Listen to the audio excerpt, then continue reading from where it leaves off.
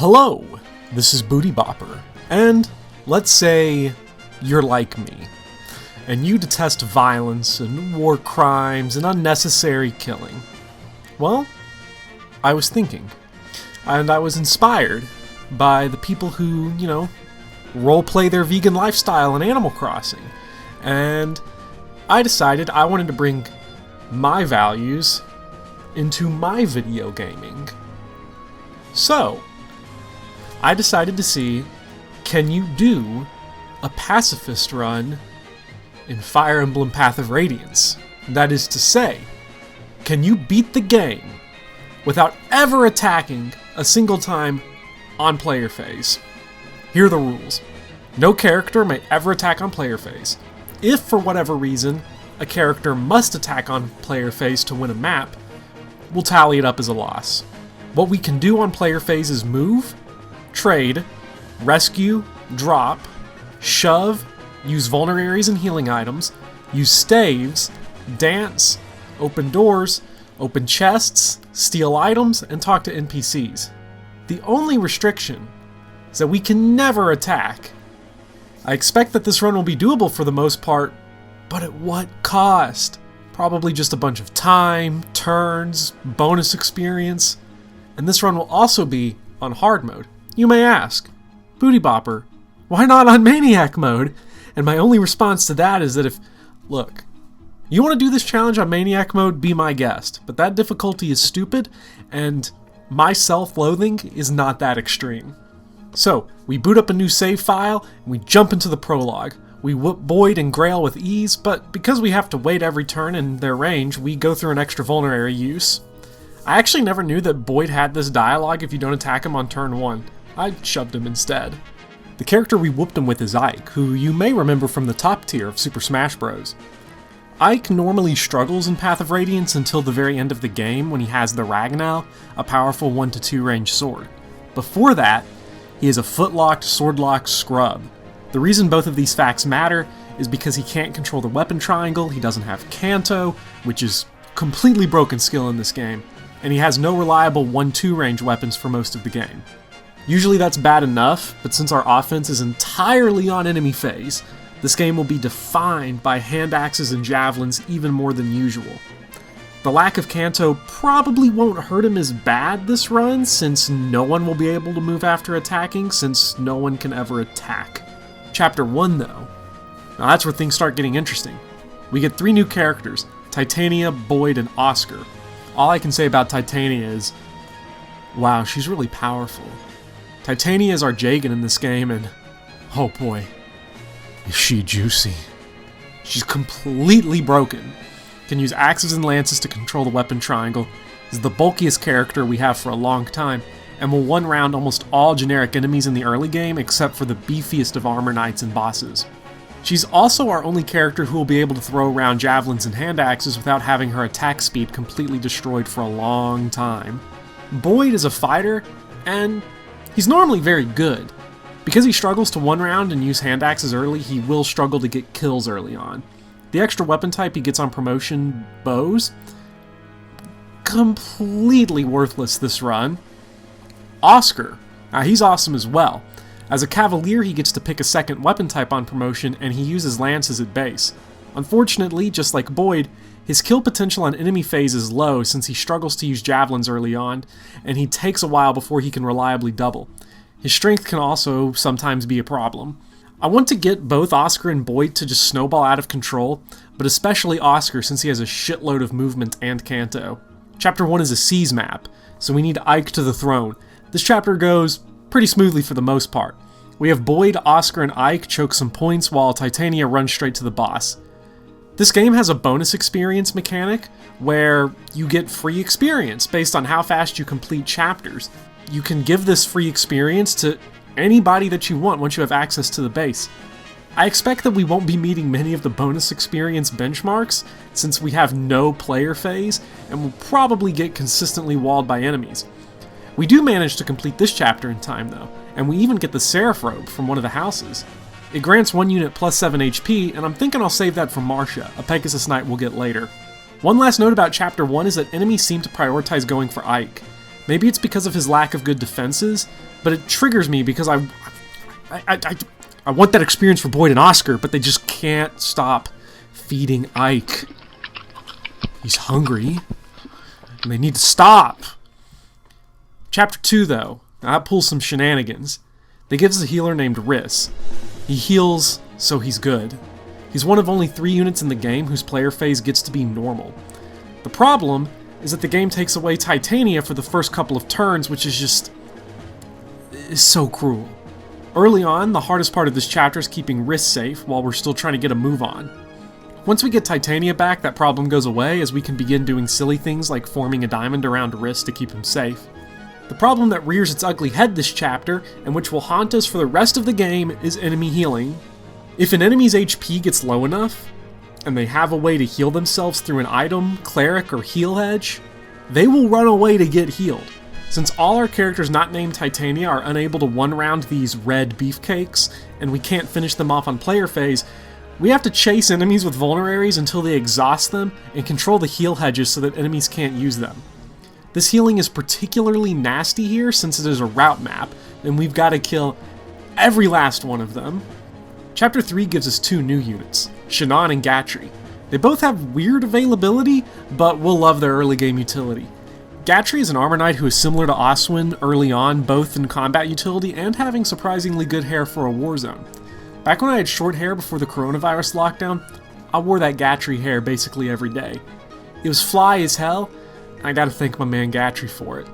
Right now I'm working on that geese do, but if you're the refined type of gentleman, I think the Hanneman is also a good model for hair. Oh man, I hope I've got hair that crisp at that age. If you're more of the type that likes the long cut, Sigurd has a badass head of hair, nailing the mullet better than anyone ever has. Once I get the geese completed, I want to pair it with the Dussel beard, but unfortunately, when it grows out, it looks like Pilardo, so we'll just have to improvise on that one. Because of the amount of extra hits we'll be taking compared to a normal run, and because our pace will often be slowed by enemies stalling us, I think that Gatry is going to be better this run than I normally find him to be. Shannon is a pre-promoted sniper, and you know how good archers are normally, so you can only imagine how good they'll be when we don't have a player phase to work with. Shannon will be downright trash when he comes back later in the game, but right now we can actually take advantage of his skill, Provoke. It's a skill that causes enemies to prioritize attacking him. It's inconsistent, and I'm not exactly sure how it works, but it's reliable enough. What pisses me off about this chapter is that one of the axe fighters drops a hand axe, but we can't reliably kill him, and we don't have enough time to block him off, and you'll soon see why we don't have enough time. The big problem we have to deal with in this chapter is that it's kill boss, and the boss has a hand axe. So, we have nobody that can fight him on enemy phase without a whole lot of shenanigans. Initially, I thought about baiting him out with Shannon at the edge of his range, but then I forgot how elevated terrain works in Path of Radiance, and I got Shannon surrounded and stuck. So now, we're on the clock. I have to somehow kill Haveti without Shannon, and all while Shannon is getting chunked by 3 pirates that deal a combined 24 damage each turn. His vulnerary is very quickly running out. We eventually surround Haveti, and Ike is able to kill him right before Shannon bites the dust. The other big challenge this chapter was getting Ike to Marcia, a green Pegasus Knight that we need to talk to now in order to recruit her later. Of course, she gets killed on the first turn she's here on the first attempt. I'm determined to get Marcia this run because I've never used her before. The first 2 times I played this game, she got killed on her first turn, and the third time, I just forgot to talk to her. I genuinely hate this recruitment. Anyway, Chapter 4 is a comparative cakewalk. We get a new character, Soren. He's a mage, and normally he's okay. He gives us reliable range damage, but never really goes anywhere without a big bonus experience dump. Upon promotion, he gets stave, so he will always be useful in a normal run. However, he'll be nearly useless here, because he's way too frail to survive the type of enemy phases we're asking of Oscar, Boyd, and Ike, which is only giving them a drip feed of experience as it is. If he somehow reaches level 10, we'll early promote him to get another staff user, but I don't think that's happening since I'm not dumping bonus experience into a level 1 mage in this run. He'll likely hit the bench soon, but he could be useful for some archer shenanigans before we have consistent access to hand axes and javelins. Speaking of which, this is another kill boss map, and the boss, Majin, he's rocking a javelin, This map is way too dangerous for most of our non-Titania, non-Gatry units, as there's numerous archers that will melt them. So surrounding Majin is out of the question. We send Titania straight into the boss. She gets there quickly, and to kill him I have to take advantage of a weird AI quirk. Archers always move before the boss, so by carefully placing Titania on the edge of the map, we can cause the archers to take up all the spaces where Titania can be attacked from 2 range, thus forcing Majin to fight us from 1 range. He promptly gets deleted. He drops his javelin, so we finally have a 1-2 range option that goes straight to Titania. Chapter 5 is a defend chapter, and I expect defend maps to be the easiest in the run. Chapter 5 is very easy, and there's not much notable about it. Titania and Gatry plug the south, and a rotating squad of Ike, Boyd, and Oscar wall off the western choke point. Because I don't want to waste our limited javelin uses on a defend map, I wasn't able to kill the archers, meaning I couldn't get at the boss of this chapter, Dakova, and kill him. This sucked because he drops an Azura icon. I don't much care for the +2 luck that it gives to a unit, but I would have liked to sell it for cash. Otherwise, easy chapter. Chapter 6 is one I hate, because I'm always bad at it for no goddamn reason. Early on, you can stay in forest to remain undetected by the enemies. Initially, this was my plan. Stay in the woods and then storm down the left side of the map. What sucks is that the enemies that block up the left side include a very bulky armor knight who doesn't die before we do. Attempt number 2, and I deploy an advanced strategy called Titania. Surprisingly, this works very well, and I have her go off with our shiny javelin and she kills everything while Ike, Oscar, Boyd, and even Soren work over the stragglers. The goal of this chapter is to have Ike reach the escape point. It's basically C's, but every character that escapes before Ike gives a bonus experience boost, so I want to try to maximize that if possible. When Titania reaches the boss, our javelin only has 2 uses left. That sucks, but after she brutally murders him in self-defense, he drops his short spear, an even more powerful javelin. Like, I love the short spear so much, I got a body pillow made out of it. Eventually, Ike reaches the escape point after we get Titania and Oscar out for some additional bonus experience. Now, Chapter 7. Unfortunately, this is a route map. So, we gotta find a way to kill every enemy. And oh boy, are there plenty of archers, javelin bros, and mages. Our only reliable 1-2 range options are Titania's short spear and Soren's wind magic. Since a combination of any 2 enemies kills Soren, we'll have to be careful about where we put him, but he will have to put some work in this chapter. Also, unfortunately, the footage for this chapter was corrupted, and since I do not want to replay it, you won't get to see it. So, enjoy some B-roll of what Fire Emblem fans crave while I discuss what happened. Titania was, of course, the MVP of this map. I immediately went up, had Soren and Titania work on the hand axe and javelin dudes, while Boyd stayed behind and just barely survived the onslaught of soldiers with a little help from Oscar, Riss, and an elixir. Because this map bombards you from both sides early, managing our healing is difficult as our vulneraries are running low and Riss can only be in one place at a time. My initial goal is to send Titania into the left chest room to protect the goodies from the thief, but because her short spear breaks, the thief gets in and nicks both the Miracle Scroll and the Ward Staff. I don't really much care for the Miracle Scroll. Miracle is an unreliable skill, and I was probably just going to sell it for money. The Ward Staff, that hurts though. I was a little excited when I saw he would drop the Ward Staff on death, but as it turns out, thieves will not attack on enemy phase even if they're trapped in a room between Shannon and Titania with nothing else they can do. Eventually, he escaped from the map, but not before fucking stealing my Seraph robe. Well, I guess there goes goodbye to Marcia's +7 HP. I actually don't know very well how the thief AI works in this game, so if you know, leave a comment in the comments section. On turn 2, the Myrmidon Mia talks to Ike to recruit herself to our squad. She is going to be trash in this run.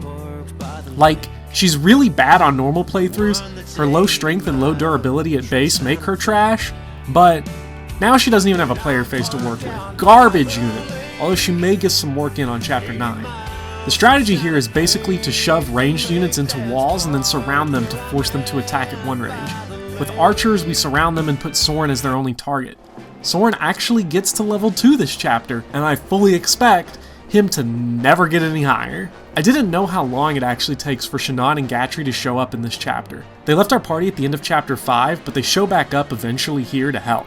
Shanon's Provoke helps massively with the javelins, and with careful positioning he gets some kills on those guys. We run Titania to the boss and she kills him easily, but then we encounter a problem. The problem with this chapter is that it's route, and that means the run is over. There is a healer that spawns near the boss. He has no weapon, and he cannot attack on enemy phase. That means we have to kill him on player phase to advance further in the game. So, I feed the kill to Mia, since she won't be a long-term unit, and through Chapter 7, we have unfortunately had to kill one enemy on player phase. After this chapter is over, we see Ike's dad, Grail, get killed by the Black Knight. Here's some emotional fan art of that scene. Afterwards, we finally get access to the base where we can store our gear in a convoy, buy items and weapons, and forge weapons. We'll go over our first shopping spree and base shenanigans next time when we dive into Chapter 8. So if you liked that video, consider subscribing, drop in the like button, whatever you want to do. And hopefully before too long, we'll be right back with another big set of chapters of Fire Emblem Path of Radiance, but you can never attack on player phase unless there's a goddamn motherfucking healer on a route map. Please, game, don't do this to me.